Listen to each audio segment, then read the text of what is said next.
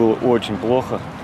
Температура, вот, рвота, ну, все сопутствующее. 2 дня Евгений Подгорных просто вычеркнул из своей жизни. Виной тому стали любимые сыроежки. Покупая грибы у женщины на рынке, он и представить не мог, что его ждут такие последствия. Мужчина предполагает, что урожай был собран в черте города. Опасные вещества, которые грибы впитывают как губка, и вызвали отравление. Вот эта суховатая пластинка, видно, что гриб вырос в городских условиях.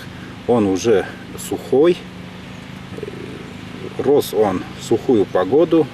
Уже есть какие-то тут повреждения. Городские грибы от лесных могут отличить только специалисты. Этот свинушка набирался сил в парке Победы. Каждый день там охотятся десятки уфимцев. Перспектива отравиться добычей самому или отравить других таких людей, видимо, не смущает. Грибы, они как губки, впитывают все вредные вещества, загрязнения.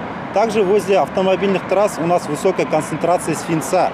А гриб как раз как губка, он впитывает этот свинец, и могут быть очень чреватые последствия. Так что грибами в парках и городских лесах лучше просто любоваться. И уж тем более не собирать и не сбывать их на рынке. Покупатели даже не подозревают, что некоторые шляпные красавцы могли расти буквально на соседней улице. А почему все-таки на рынке покупаете? Почему? Потому что дешевле. Дешевле? Только из-за этого, да? Да. А не боитесь, что однажды отравитесь все-таки? Ну, за столько лет не отравилась, уж теперь поздно бояться. Между тем, с начала года в Роспотребнадзоре зарегистрировано 3 случая отравления грибами. Пострадавшие приобрели их на стихийных рынках и трассе. Вот смотри, опять, смотри, какие хорошенькие маленькие. А вон вообще. Да, прям прелесть. А вот так выглядит идеальное место сбора лесных красавцев. Экологически чистый район вдали от дорог, свалок и промышленных предприятий. Ольга и Анна ходят вместе по грибы уже больше 10 лет. Лисичек, подберезовиков, опята или грузди от поганок отличают в 2 счета. Поход в лес для опытных охотниц больше хобби, чем необходимость. Спортивный интерес уже. Да. Мы их особо и не едим, но собираем в бешеных количествах. Очень интересно сам процесс. И если вот видим, что где-то что-то пошло, например, маслята, еще что-то, у нас сразу мысль, а помнишь там, поехали туда, а помнишь там.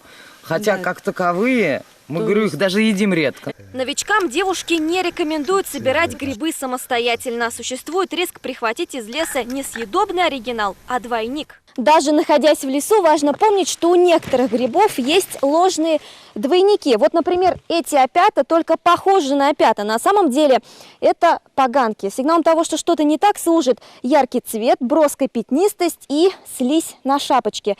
Такие грибы собирать нельзя. У каждого человека организм отреагирует по-своему, вплоть до летального исхода.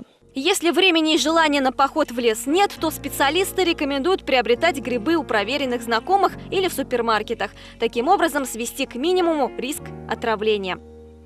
Гульнара Сидикова, Марат Кашапов. Столичные новости.